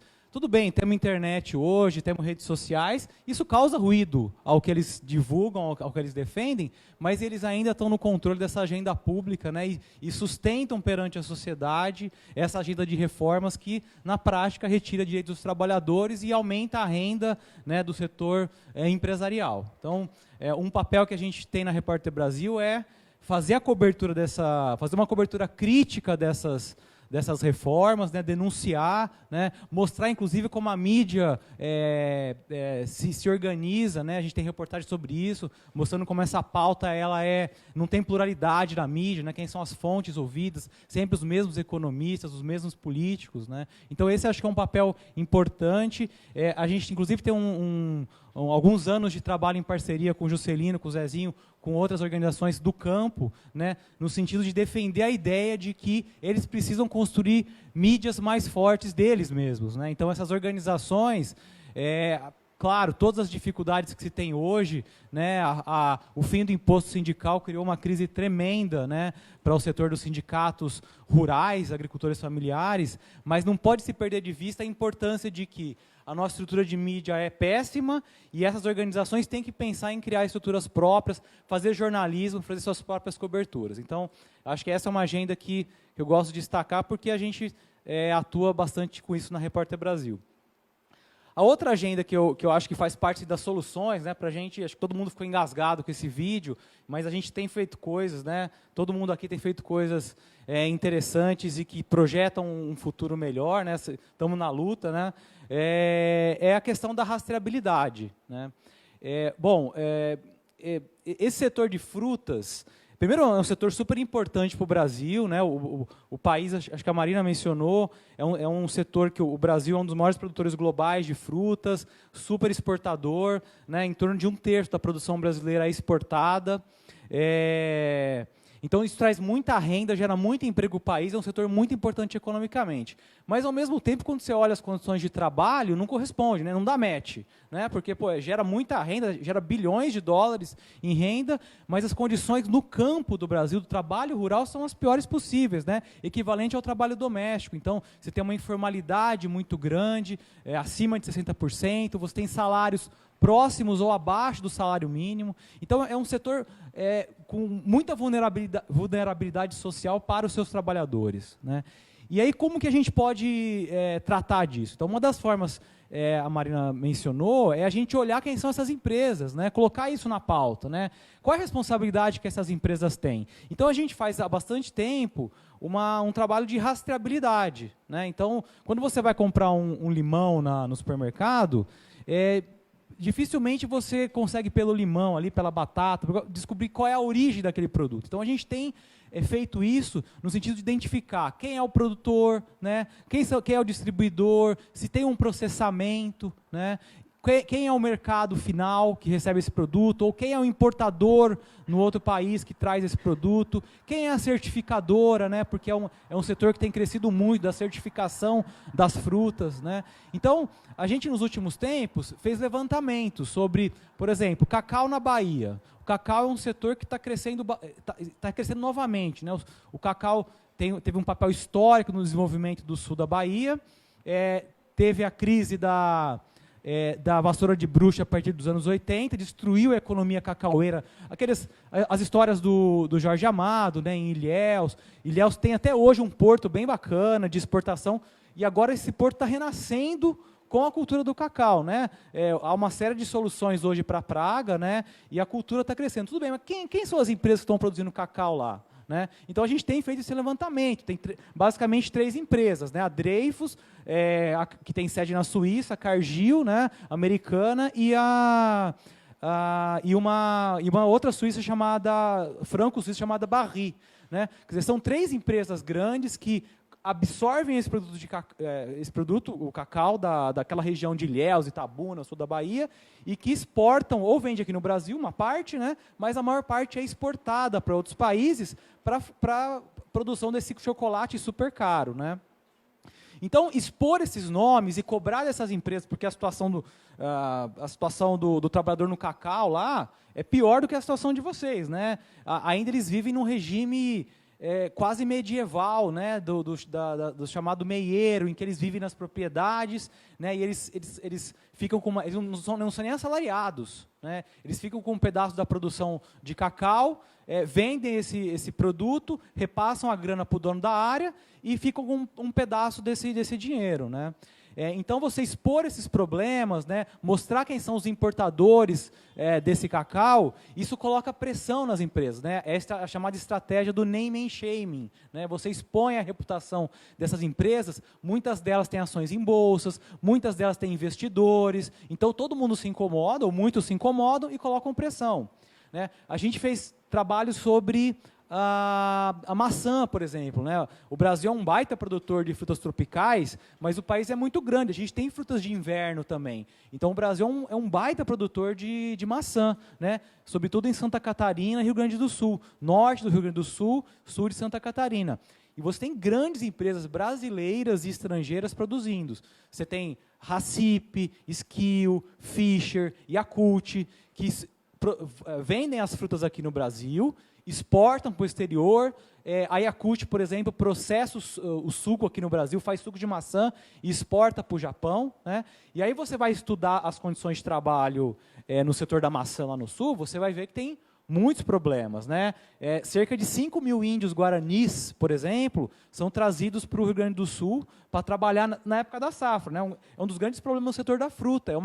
As safras são curtas, né? Então é trabalho temporário, tem muito migrante, a vulnerabilidade e o risco de ter problema é muito grande, né? Então, lá no Rio Grande do Sul, você tem lá 5 mil indígenas, toda a safra ali, de janeiro a final de março, abril, né? Vindo do Mato Grosso do Sul, sobretudo, trabalhar lá. Então, quando você reconhece esses problemas, monitora esses problemas, aponta o nome das empresas que estão processando essa maçã.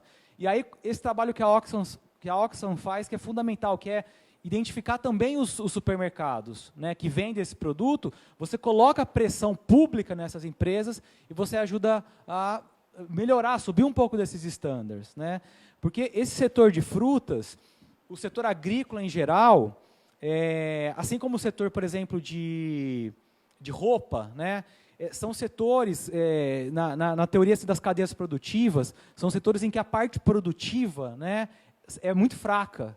Né? Quem manda nesses setores, quem detém o poder e concentra a renda, são as partes superiores do varejo. Né? Então, para fazer um comparativo com o setor de roupa, por exemplo, quem detém o recurso, o dinheiro, né, quem concentra o poder e o dinheiro no setor de roupa é a Zara, né, é a Riachuelo. Não é a oficina de costura, que grandes empresas processadoras. Então, no setor da laranja, a gente tem 3, por exemplo, que é a Cutrale, a Citrosucos e a Dreyfus. Cutrale e Citrosucos são brasileiras, empresas brasileiras, né, que inclusive dominam o mercado global de suco de laranja. Então, essas 3 empresas, mais os supermercados, são os que concentram a renda, né, a riqueza gerada pelo setor. Enquanto que lá na fazenda, né, o produtor, né, muitos desses empresários fazendeiros, que até têm área, eles ficam com uma menor parte da renda e são pressionados por esse poder da cadeia. Né? É diferente de cadeias que são cadeias de tecnologia, em que aí o fator do desenvolvimento tecnológico coloca o poder na base da cadeia. Né? Então, em setores como, sei lá, de software, por exemplo, ou de produção de celular, quem manda na cadeia é a Apple, é a Samsung, não é o Magazine Luiza, né? A renda está concentrada ali na base. Então, você tem que, para você fazer esse trabalho de pressão, você tem que identificar realmente quem manda, quem tem poder. Né? Então, a gente tem feito isso em parceria com a Oxfam em vários desses casos, né? Identificando esses atores poderosos e colocando pressão sobre eles, porque eles têm uma reputação a defender. Né? E eles têm que te ouvir, né? E eles, muitas vezes, mudam padrões de produção por causa desse tipo de pressão. E aí, para finalizar, eu acho que assim, uma outra, especificamente no setor de frutas, um ator muito sensível e que é passivo de pressão são as certificadoras. Né? Então, vocês sabem que as empresas produzem as frutas, tal, mas muitos compradores, até por estarem pressionados pela mídia, pelas ONGs, eles não confiam muito em como aquele negócio é produzido. Então, o que eles fazem? Eles vão ao mercado e contratam uma certificadora, né? E essa certificadora é como se fosse uma inspeção do Ministério do Trabalho particular, né? Ou uma inspeção do IBAMA particular. Então, ele vai lá, contrata, por exemplo, o IBD, que é uma certificadora em Botucatu. O IBD ele tem na prateleira dele vários selos. Então ele fala, qual selo você quer? Eu quero o selo aqui Rainforest Alliance, que é um dos mais usados no setor de frutas do Brasil. Então o Rainforest Alliance é um selo que fala lá, o trabalhador tem que ter tais direitos, a parte ambiental tem que ser assim, assim, assado, tem que ter a reserva legal, etc. E aí o certificador, ele a empresa paga, né, e o certificador vai lá e faz como se fosse um laudo, né, dizendo, atestando que, ó, esse cara aqui está seguindo tais condições, vou dar o selo para ele, ou não vou dar o selo para ele. Então, o que está acontecendo, que é novo nesse setor de frutas, para algumas culturas, é o avanço das certificações. Porque, o que é um sinal de que as empresas, principalmente supermercados e importadores, sobretudo importadores europeus, que eles estão sentindo a pressão, né? Então, a laranja, por exemplo, que é um mercado que a Repórter Brasil, a Oxfam, tem trabalhado, feito várias denúncias no Brasil e no exterior, tem crescido nos últimos anos as certificações sobre a laranja, né?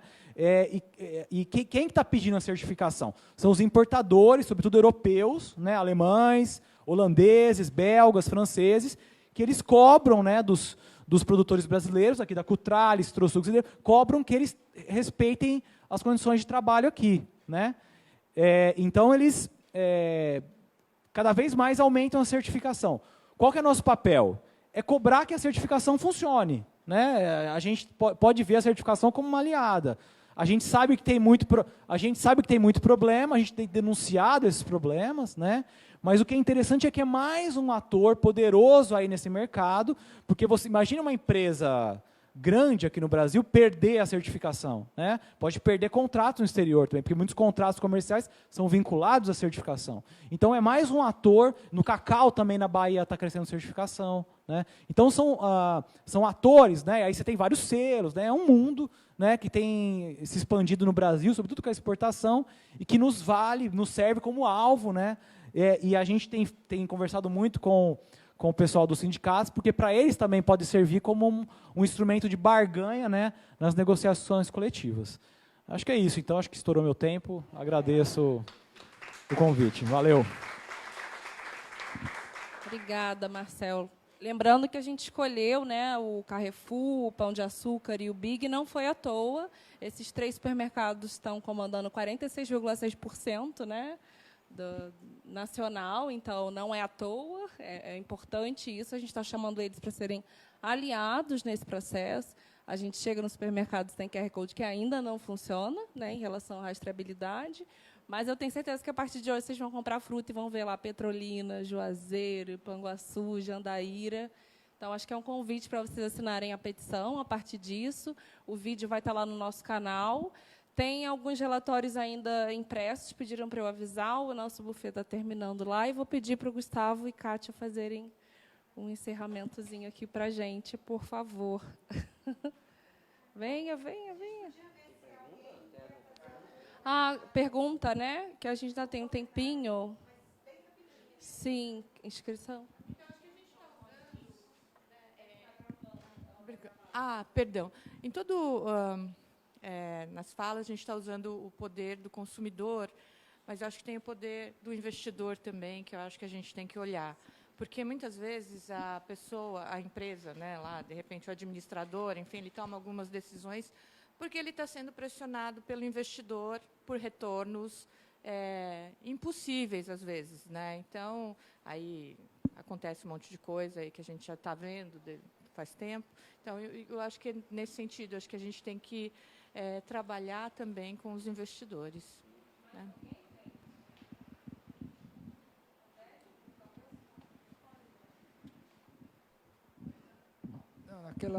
Naquela pauta de reivindicação das empresas, que você colocou aquela pauta extensa de suprimir coisas, né? Inclusive tinha creche, né? É isso? Eles queriam... O que aconteceu? Como é que avançou isso? Eles queriam tirar as creches, a oferecimento de creche para as mulheres, é isso? E aí o que aconteceu? Então, a gente combateu, a pauta foi recusada pelos trabalhadores. Mas eles fizeram por escrito isso? Sim, a pauta é entregue por escrito. Esse documento é interessante a gente ter assinado por eles, né? Sim, isso a gente encaminha uma pauta de reivindicações construída através de um seminário, reúne os trabalhadores, esses mesmos delegados, eles se reúnem com os sindicatos, constroem os pontos de reivindicações, a gente documenta, protocola junto aos empregadores e eles respondem a gente com outra pauta por escrito. Nesta, constava esses pontos, esses pedidos de exclusões de conquistas nossas da CCT. Eu não mencionei, mais importante a pergunta, por fim, a gente não concordou com as exclusões, então garantimos os direitos e permanecem na convenção coletiva. O importante a gente destacar e denunciar é justamente para que a gente possa afastar esse desejo deles de retroceder, sobretudo nessas cláusulas que são importantes socialmente e economicamente para a nossa categoria. Então, a creche, por exemplo, é uma evolução que a gente tem lá, apesar de nem todos ainda terem implantado, mas é um direito e retroceder só vai piorar. Esse documento é interessante a gente ter uma cópia dele, porque ele é uma... não é uma vergonha total, né? Se você me permite, acho que só para isso que aconteceu na convenção lá de Juazeiro e Petrolina, ela não foi uma exceção.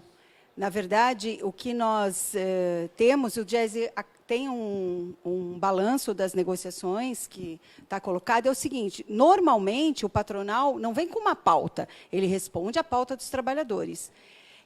Pós-reforma trabalhista, a patronal de todos os setores apresentaram pauta de retirada de direitos, dos mais diversos, começando, inclusive, pela o que nós chamamos de ultratividade, ou seja, a convenção acaba mesmo que não tenha assinado uma outra, e você perde todos os direitos. Então, isso aconteceu pós-reforma trabalhista. Toda a patronal veio com uma pauta, o que é inédito, né? Então, tem por isso que a gente fala do ataque aos direitos dos trabalhadores, e tem sido muito difícil segurar a retirada de direitos. Então, ali, felizmente, se conseguiu, mas você vai negociando. Por exemplo, hora in itinere, que é super importante para os trabalhadores rurais, quase todos perderam, porque que é o pagamento da hora de trabalho, que é o deslocamento entre a casa e o trabalho. Então, o trabalhador tem direito àquela hora como jornada de trabalho. Tá certinha? Tá certo? Tem mais uma pergunta lá no fundo, né? Obrigado. Jocelina, você perguntou o que é o consumidor europeu pensa, então eu sou consumidor europeu. Achei bom, eu vou responder. Sou holandês e todos os supermercados da Holanda, grandes supermercados que vendem, estão mencionados no relatório. E quando eu vou para o supermercado e eu vejo a manga, porque eu sinto muito falta da manga, morando lá e não mais aqui, então eu compro as mangas, que custa 7 a 9 reais por manga lá, mais ou menos.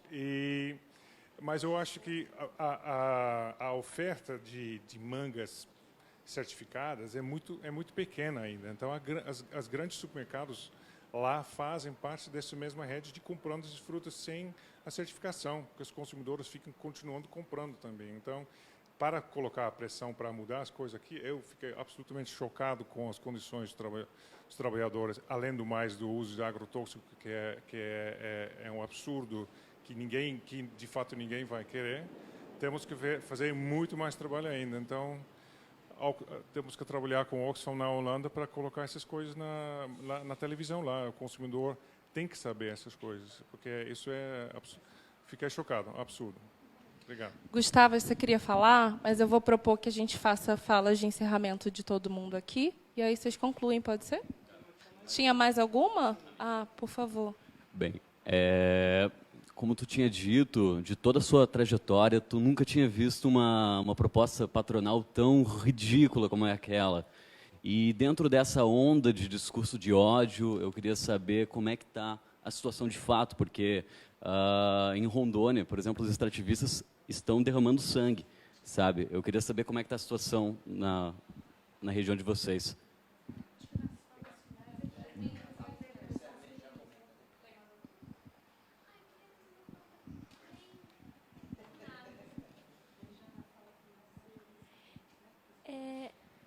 Não sei, tá ligado? Tá.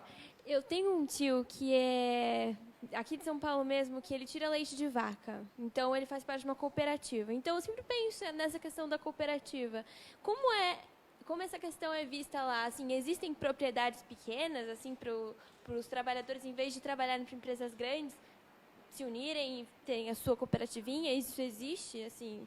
Eu acho que quando o Jocelino encerrar, ele pode falar muito bem do papel da agricultura familiar, que é uma coisa que a Oxfam Brasil super incentiva, né, trabalhos que a gente tem de incentivo e que a gente entende que também é uma resposta a esse cenário, né? A gente sabe que, claro, não tem condição da gente viver de orgânico a partir de hoje, mas também é uma resposta a esses problemas estruturais que a gente viu.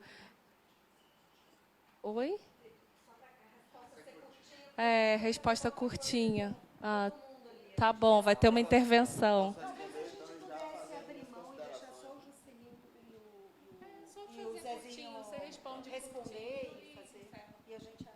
Deixa eu responder ele ali. Não com tanta agressividade ainda. Agora, o papel jogado, sobretudo no processo de campanha eleitoral, a passada, presidencial, teve o braço forte dos empregadores do Vale do São Francisco. Ergueram bandeiras de partido político mesmo, de candidato, e seguem até hoje o ritmo de campanha e de tonalidade que é dado no discurso. Então, assim, o efeito é retratado através disso. E, assim, uma campanha baixa com distribuição de brindes, de camisas com lemas de candidato. Então, algo que a gente nunca viu na nossa realidade. Eu aproveitar, quero agradecer mais uma vez essa oportunidade e estão todos convidados a conhecer o Vale pessoalmente.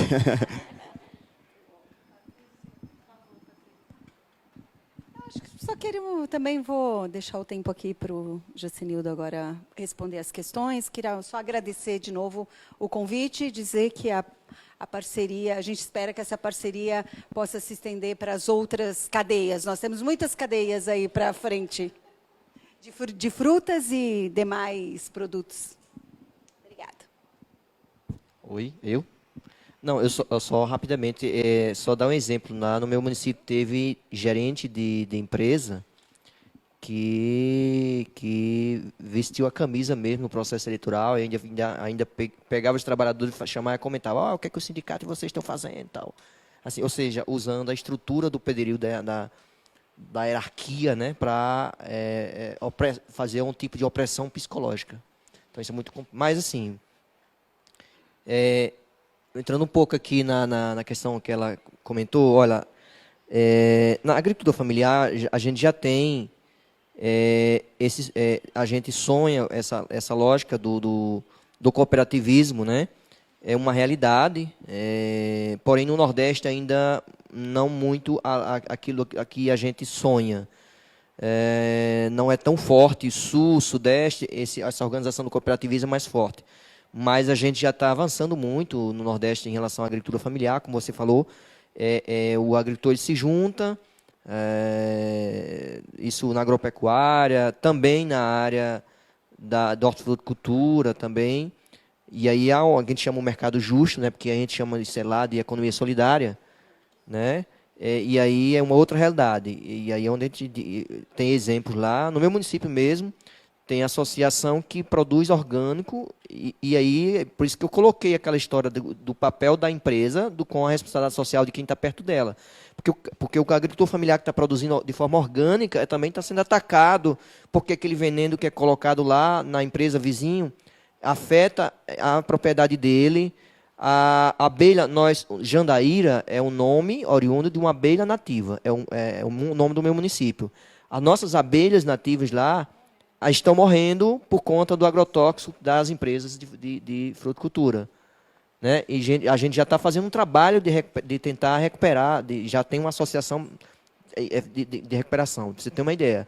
Então, é mais ou menos nessa linha, pelo devido tempo. Então, eu espero que, como resultado desse trabalho, a gente possa sonhar com essas redes de supermercados, de fato, se preocupando com esse papel, companheiro, para ver se a gente consegue sensibilizar não só os donos do supermercado, mas cada dia mais os nossos consumidores brasileiros, assim como a gente vê os investidores, assim como a gente vê, por exemplo, a exemplo do consumidor europeu, né?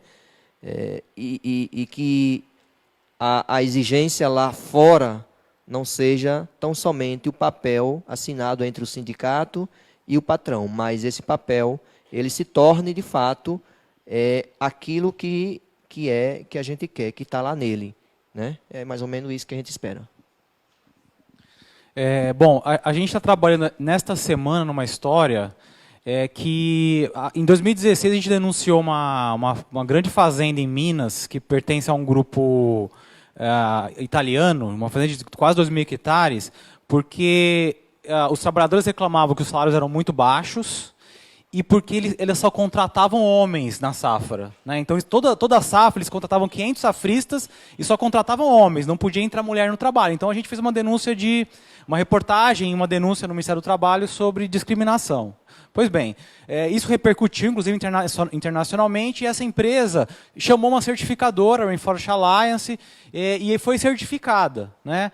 E na semana passada, um grupo de trabalhadores dessa empresa nos ligou para contar que a situação tinha degringolado de vez. Além de perder a hora in itinere, né, que eles recebiam R$90 por mês de hora in itinere, depois da reforma trabalhista, eles também tinham outros direitos lá, por exemplo, alimentação, que eles pagavam um pequeno valor, direito a levar o leite mensal para casa, que eles pagavam um pequeno valor. Tudo isso foi excluído, né, dos benefícios que eles tinham, né, sem qualquer... E houve uma tentativa de movimento de resistência, de paro e tal, mas houve demissões, a empresa demitiu. Então a gente vai contar um pouco dessa história, e eu relato ela aqui só para mostrar como que, mesmo com toda a exposição, né, a imagem negativa que você fez, a empresa ainda assim ela resiste, né? O sistema é muito forte, coloca essa empresa nesse estágio de resistência e tentando ao máximo controlar os direitos dos trabalhadores. Então, espero que vocês possam ver essa história brevemente no nosso site. Obrigado pelo convite para falar aqui, gente. Valeu.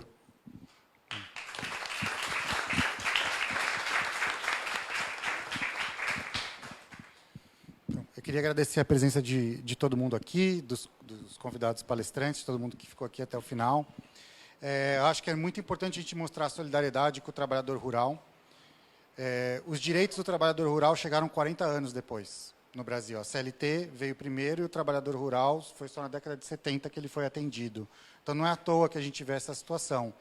E acho que a gente, como consumidor e trabalhadores urbanos, a gente precisa sempre estar demonstrando essa solidariedade e sempre cobrando de quem pode fazer mais, como as grandes empresas da ponta. Obrigado, gente. Gente, a gente queria convidar vocês agora. A gente tem ali, é um coquetel sem álcool. Porque a Oxfam Brasil não oferece bebida alcoólica, mas tem bebida alcoólica para quem quiser comprar no bar ali. É um coquetel feito por uma cooperativa de mulheres negras, que chama Free Soul. A gente queria... Vocês vão ter um impacto, assim, tem frutas, tem saladinha de fruta. E eu acho importante a gente comer fruta, porque a gente não está propondo um boicote. A gente está querendo que essas empresas distribuam um tanto do lucro que elas têm. A gente está querendo uma redistribuição na cadeia. Só um pouquinho, né? Eu acho que essa ideia de que a gente... Porque tem milhares de pessoas que dependem do trabalho, desse trabalho, né? O que a gente precisa fazer é essa luta, e aí juntando cidade e campo, como o Gustavo falou, é essa luta mesmo de solidariedade, de uma redistribuição na cadeia que é possível. Não é nenhuma revolução, né? Mas a gente lembra que a diferença entre o capital e o trabalho continua sendo presente e os interesses são diferentes. O importante é a gente ver como negociar para ter um pouco mais de justiça nisso aí. Obrigada a todas e todos vocês. Obrigada a Marina, que fez essa coordenação aqui para nós. A gente está tão feliz com a Marina no escritório agora. E, por favor, juntem-se a nós ali para a gente poder celebrar a luta.